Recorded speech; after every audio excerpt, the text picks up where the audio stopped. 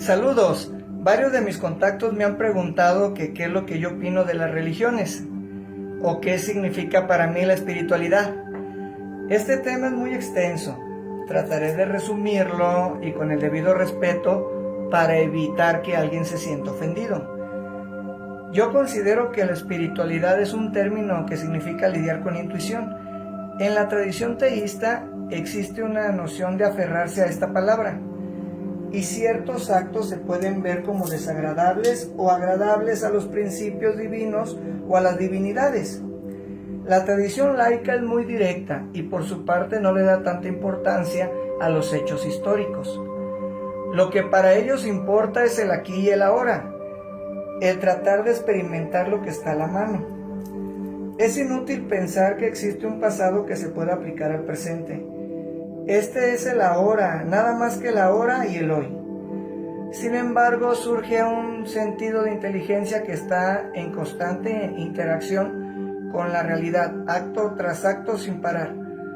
Experimentamos una fantástica precisión, pero cuando le tenemos miedo al ahora, buscamos refugio en el pasado o en el futuro. Si nos fijamos en los recursos que existen en nuestra vida y las decisiones que esto implica, ninguna decisión debería de ser buena o mala por sí misma, ya que todas las experiencias que vivimos son sin condiciones, sin alguna etiqueta que nos diga esto está bien o esto está mal.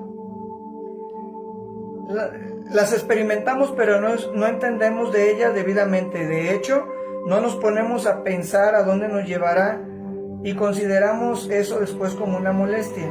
Y el verdadero problema es que no confiamos en nosotros mismos, en el ahora o en lo que estamos viviendo. No entendemos que el ahora es algo muy fuerte, tan poderoso que no podemos hacerle frente. Por tanto, restamos del pasado e invitamos del futuro todo el tiempo. Quizás esta es la razón por la cual buscamos una religión, o por lo que marchamos en las calles, por lo que nos quejamos de la sociedad y los gobiernos. Quizás es la razón por lo que votamos hacia los presidentes o elegimos líderes, porque la falta de confianza en sí mismos provoca que otros decidan por nosotros. Es algo irónico, pero hasta cierto punto creo que es divertido. Cuando más investigamos lo que queremos entender, de dónde venimos, lo que debemos de hacer, cuanto más entiendes y piensas con lógica, con tu propia lógica, te das cuenta que nos han estado mintiendo. La gran mayoría de las instituciones mienten, incluyendo las instituciones religiosas. Estas están involucradas más que cualquier otra y fueron puestas ahí por las mismas personas que les permitimos que nos gobiernen. La educación corrupta, los cárteles de bancos nacionales e internacionales, etcétera, etcétera. Fuimos desviados de la verdad y de la presencia divina en el universo, de lo que algunos llaman Dios. Yo no sé lo que es Dios, pero sí sé lo que no es. De todos modos, hay que estar dispuestos y aprender para llegar al fondo de la verdad. Quitarnos el viejo chip y juntarnos con quien pueda conducirnos y pueda llevarnos a la verdad. Mientras más nos eduquemos, mientras más entendamos de dónde vienen las cosas se vuelven más fáciles y se comienzan a ver. Nos damos cuenta que hay mentiras por todos lados. Tenemos que buscar y saber la verdad, y la verdad nos va a hacer libres. Debe parecer difícil a quien ha aceptado la autoridad como verdad, en vez de ver la verdad como autoridad. Voy a comentarle lo que yo pienso de cómo están las cosas. Voy a profundizar en el tema de las religiones, con respeto para todas y todos de ustedes. Si están bien seguros de su religión y su fe, dejen de ver el video. Pero si quieren abrir los ojos y dejar de ser manipulados por las religiones y entender de verdad de lo que se trata la vida, escuchen lo que tengo que decirles a continuación. Cuando se trata de mentiras y fantasías, promesas falsas y afirmaciones exageradas, yo me quito el sombrero ante las religiones. Piensa por un momento. Todas las religiones han convencido a la gente de que hay un ser invisible en el cielo, que lo ve todo lo que hacemos, cada minuto de cada día, y tiene una lista de lo que no quiere que hagamos. Y si faltamos alguna de esas cosas, Él tiene algo especial para nosotros. un lugar lleno de fuego, torturas, angustia, donde nos manda a quedarnos llorando y sufriendo por toda la eternidad si no le hacemos caso. Un infierno, pero lo bueno es que Él nos ama. Eso es lo que nos han estado vendiendo y hemos estado comprando. De hecho, nos ama tanto que necesita nuestro dinero. Es un ser perfecto, todopoderoso. Lo sabe todo, pero aún así necesita de nuestro dinero. Las religiones ganan y se llevan en los bolsillos miles de millones de dólares al año. No pagan impuestos, pero aún así siempre necesitan un poco más de tu dinero. Ahora bien, para entender el tema de los dioses, es necesario que comencemos desde el principio, con la mejor historia jamás contada. Tenemos un sol, y desde hace más de 10,000 años antes de Cristo, la historia abunda de grabados y escrituras expresando el respeto por nuestro astro y la adoración de los pueblos por el sol. Y es más fácil de entender por qué el sol sale todas las mañanas, trayendo consigo visión, calor, seguridad, salvando al hombre del frío y de la ciega oscuridad. Los pueblos antiguos sabían que sin el sol no había cosecha, ni la vida en esta roca como tal. Esta conciencia hizo del sol el objeto más venerado de todos los tiempos, seguido por las estrellas. A través de la trayectoria de las estrellas, los antiguos reconocían y anticipaban a los largos plazos eventos tales como los eclipses o las lunas llenas. A su tiempo catalogaron a grupos celestiales en lo que hoy conocemos como constelaciones. La cruz del zodiaco es una de las imágenes conceptuales más antiguas de nuestra historia de la humanidad. La cruz sigue de una manera figurativa el paso del sol a través de las constelaciones o a lo largo del año, pero también refleja los 12 meses, las 4 estaciones y los solsticios y equinoccios. El término zodiaco se relaciona con el hecho de que las constelaciones pueden ser personificadas como figuras o animales. Las primeras civilizaciones no solo seguían al sol y las estrellas, sino que también los personificaban a través de mitos elaborados, incluyendo sus movimientos y relaciones. El sol fue personificado como un representante del Creador, nombrado el Sol de Dioses, o el Salvador de la humanidad o la luz del mundo. De la misma manera identificados por hombres, las 12 constelaciones que los antiguos identifican y correspondían al viaje solar y que identificaban por nombres haciendo referencias a los elementos de la naturaleza que sucedían en ese momento. Por mencionar uno está Acuario, que era el que traía las lluvias de la primavera. Bien, ahora datos curiosos de las deidades y dioses y demás. Horus nació el 25 de diciembre, fue hijo de la Virgen Isis. Su nacimiento fue acompañado por una estrella del este, la cual ayudó a 3 reyes para ubicar y venerar al Salvador recién nacido, y fue un niño prodigio. A los 12 años comenzó sus enseñanzas y a los 30 fue bautizado y comenzó su ministerio. Horus tenía 12 discípulos que viajaban con él, haciendo milagros tales como curar a los enfermos o caminar sobre el agua. A Horus lo conocían por varios nombres como la verdadera luz, el Hijo de Dios, el buen pastor, el Cordero de Dios, entre otros. Fue traicionado por uno de sus discípulos, crucificado y enterrado por 3 días y resucitó. Esto fue en Egipto 3,000 años antes de Cristo. ¿Te suena la historia? Originales o no, estos conceptos han sido adoptados por muchas culturas en el mundo entero. Por tanto, muchos dioses hoy derivan de su divinidad. Otro ejemplo de la misma mitología. Atis, de Frigia, nació de la Virgen Nana el 25 de diciembre, crucificado, enterrado y resucitado 3 días más tarde en Grecia, 1200 a.C. Krishna nació de la Virgen Devaki con la estrella del este apuntando a su llegada. Realizaba milagros junto con sus 12 discípulos para luego ser muerto, resucitado, y 3 días después, esto sucedió en la India 900 años antes de Cristo. Dionisio, nacido de una virgen el 25 de diciembre, era un maestro nómada que hacía milagros tales como convertir el agua en vino, y era llamado el Rey de Reyes, el único y verdadero Hijo de Dios, el Alfa y el Omega. Fue muerto y resucitado el tercer día, y también andaba con 12 apóstoles. Esto en Grecia, 500 años antes de Cristo. Mitra, nacido de una virgen el 25 de diciembre, también tuvo 12 discípulos y hacía milagros, murió el tercer día y fue resucitado. Era conocido como la justicia, la verdad y la luz.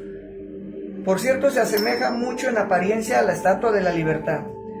Esto pasó en Persia 1200 años antes de Cristo. Curiosamente, el día para celebrar a Mitra es el domingo, y ese día pues nadie trabaja ni se hace nada. Y así puedo seguir enumerando salvadores de diferentes épocas y de todas las partes del mundo que comparten estas mismas características. La pregunta es, ¿por qué estos y no otros? ¿Por qué todos tenían que nacer de una virgen el 25 de diciembre? Permanecer muertos por 3 días y resucitar. ¿Por qué deben de tener 12 seguidores para resolver estos temas? Tenemos que pensar en nuestro Mesías solar más reciente. Jesucristo nació en Belén de la Virgen María el 25 de diciembre. Su nacimiento anunciado por la estrella del este, que los 3 reyes magos siguieron para ubicar a su Salvador. Comenzó sus enseñanzas a la edad de 12 años y a los 30 fue bautizado por Juan el Bautista. Comenzó su ministerio junto a los 12 apóstoles que viajaban con él haciendo milagros como curar a los enfermos, caminar sobre el agua, despertar a los muertos, y él mismo era conocido como Rey de Reyes, el Hijo de Dios, la luz del mundo, el Alfa y Omega, el Cordero de Dios, entre otros muchos nombres. Después de ser traicionado por su discípulo Judas y ser vendido por 30 piezas de plata, fue crucificado y muerto, enterrado, y al tercer día resucitó para subir a los cielos. ¿Simple coincidencia o evidente manipulación? Y si no creen en lo que digo, los invito a que investiguen y hagan a un lado la ignorancia y manipulación a la cual algunos han sido sujetos y utilizados por quienes deciden por ustedes. Con todo respeto y de corazón se los digo. Ahora bien, todo esto ha sido manipulado y malinterpretado para beneficio de unos cuantos a costillas de los más inocentes. Todas estas secuencias son simple astrología. La estrella del este no es más que la estrella de Sirius, la estrella más brillante en el cielo, que el día 24 de diciembre se alinea con las 3 estrellas más brillantes del cinturón de Orión. Las 3 estrellas brillantes las llamamos hoy día como las llamaban antes, los 3 reyes. Los 3 reyes y la estrella más brillante, Sirius, todas apuntan al mismo lugar donde el 25 de diciembre sale el sol. Por eso los 3 reyes siguen a la estrella del este, para localizar el amanecer, es decir, el nacimiento del sol. La Virgen María es la constelación de Virgo, lo que significa virgen en latín. Virgo también se refiere a la casa del pan. Por lo tanto, la representación de Virgo es una virgen sosteniendo un puñado de trigo. La casa del pan es el símbolo del trigo, representando los meses de agosto y septiembre, el periodo de la cosecha. En realidad, Belén literalmente significa la casa del pan y hace referencia a la constelación Virgo, un lugar en el cielo, no en la tierra, pero hay quienes lo han manipulado para su propio beneficio, engañando a quien no puede pensar por sí solo. Con todo respeto te lo externo. Otro fenómeno muy curioso que ocurre cerca del 25 de diciembre es el solsticio de invierno. Del solsticio de verano al solsticio de invierno, los días se hacen más cortos y fríos. Mirando desde el este del hemisferio norte, el sol pareciera que se mueva hacia el sur, haciéndose cada vez más pequeño y escaso. Para los antiguos, el acortamiento de los días y en términos de la cosecha era cuando se acababa el solsticio de invierno. Simbolizaba el proceso de morir. Era la muerte del sol, del 22 de diciembre El Sol llega a su muerte cuando al desplazarse continuamente por 6 meses termina su trayecto en el lugar más bajo del cielo. Ahora sucede lo curioso. El Sol deja de moverse hacia el sur por lo que parece ser 3 días. Durante esos 3 días de descanso, el Sol está en la vecindad de la constelación de la Cruz del Sur. Después de esta pausa, el Sol vuelve a moverse, esta vez hacia el norte, anunciando con esto días más largos y cálidos, lo que conocemos como la primavera. Yo pienso que de ahí viene lo de morir en la cruz, estar muerto durante 3 días y después volver a nacer. Esto porque Jesús y muchos otros dioses del Sol comparten la crucifixión con los 3 días de muerte y la resurrección. De el Sol. Es el trayecto del Sol mismo antes de tomar el rumbo hacia el hemisferio norte para atraer la primavera y por lo tanto la salvación. Sin embargo, no se celebra la resurrección del Sol sino hasta el equinoccio de primavera o Pascuas. Esto se debe al hecho de que solo entonces es cuando vence la maldad a la oscuridad, cuando los días se hacen más largos que las noches y aparecen las condiciones de la primavera. Ahora, el más obvio de todos los símbolos astrológicos de Jesús son los 12 apóstoles, pues son simplemente las 12 constelaciones del zodiaco, a través de las cuales Jesús, es decir, nuestro Sol, viajó. De hecho, el número 12 aparece muchas veces a lo largo de la Biblia. Este libro tiene más que ver con astrología que con otras cosas. La vida figurativa del Sol no era solo una expresión artística o herramienta para seguir sus movimientos, era también un símbolo espiritual pagano. La cruz del zodiaco no es un símbolo espiritual, solo es un símbolo pagano. Es por eso que se muestra en las primeras artes secretas las imágenes de Jesús con cabeza sobre la cruz, debido a que Jesús y los dioses anteriores son el Sol de Dios, la luz del mundo, el Salvador, el que muere por 3 días, pero resucita y es el que vendrá nuevamente, como lo hace cada mañana, la gloria de Dios que libera a la luz de la oscuridad, el que renace cada mañana y puede verse viniendo de entre las nubes con sus coronas de espinas o rayos solares. Esto lo podemos encontrar en Juan 9:5, Juan 9:3, Mateo 28:6, Juan 14:3, Segunda de Corintios 4:6, Romanos 13:12, Marcos 13:26, etc. De las varias metáforas astrológicas y astronómicas encontradas en la Biblia, una de las más importantes y que a mí personalmente me llama mucho la atención, tiene que ver con era. Abundando en la Biblia referente a lo que es la era, para entender esto, nos hace falta entender un poco el fenómeno llamado precesión de los equinoccios. Los antiguos egipcios, así como culturas anteriores a estos, reconocían que aproximadamente cada 2150 años, el amanecer del equinoccio de primavera ocurre en un signo diferente al zodiaco. Esto tiene que ver con el lento movimiento angular que supuestamente tiene la Tierra y mantiene dentro de su propio eje, y se llama precesión, por lo que las constelaciones van hacia atrás en forma opuesta al ciclo anual habitualmente. El tiempo que tarda la precesión en pasar por los 12 signos es aproximadamente de 25.765 años. A esto se le llama el Gran Año, un fenómeno del cual las sociedades antiguas eran muy conscientes, llamándolo el periodo de 2150 años, conocido como una era.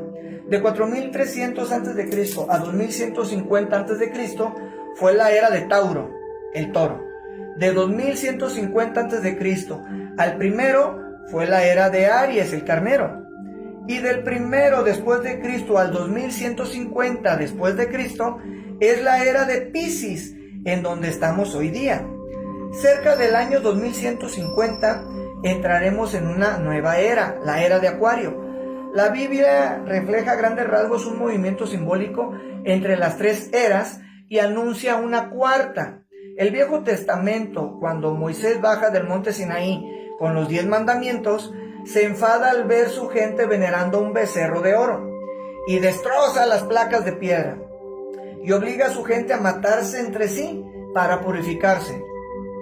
Los especialistas bíblicos atribuyen esta acción al hecho de que los israelitas están dando culto a un Dios falso, pero yo pienso personalmente que en realidad el becerro de oro era Tauro, mientras que Moisés representaba la era de Aries.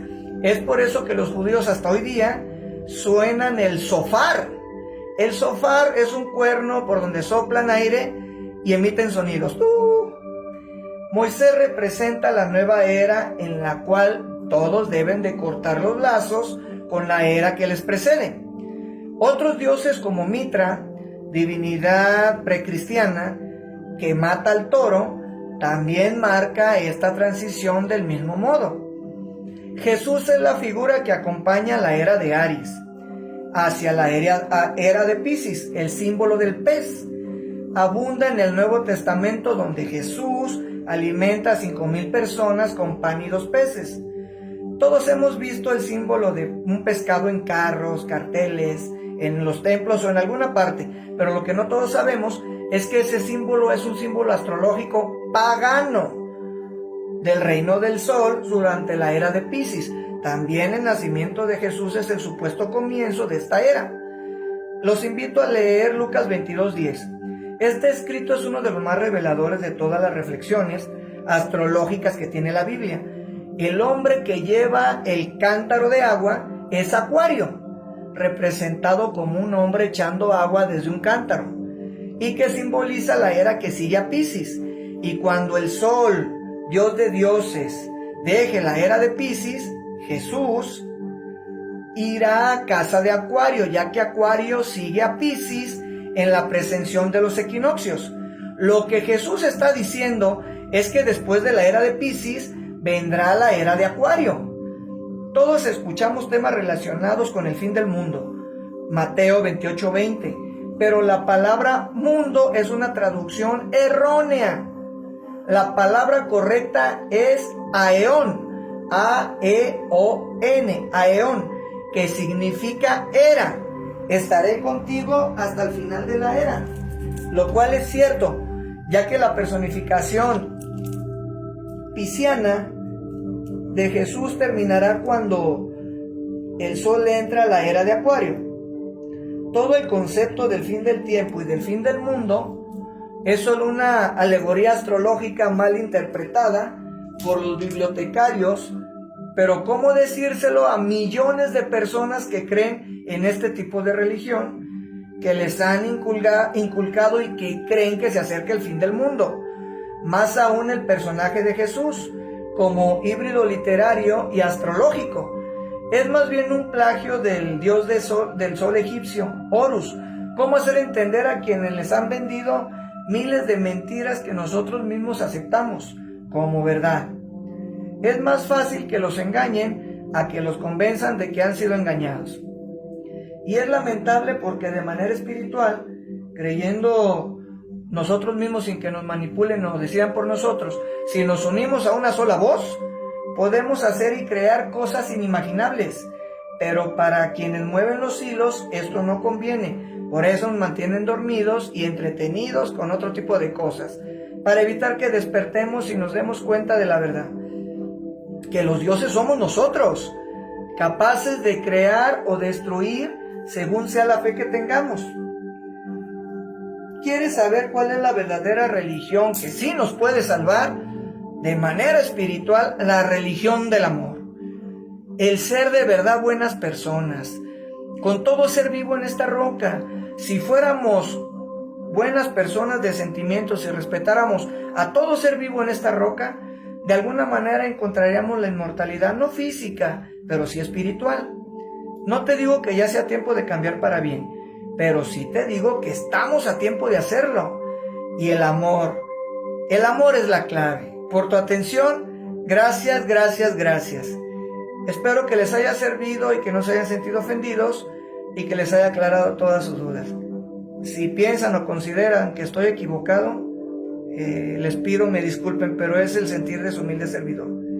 Gracias por su atención. Saludos y bendiciones.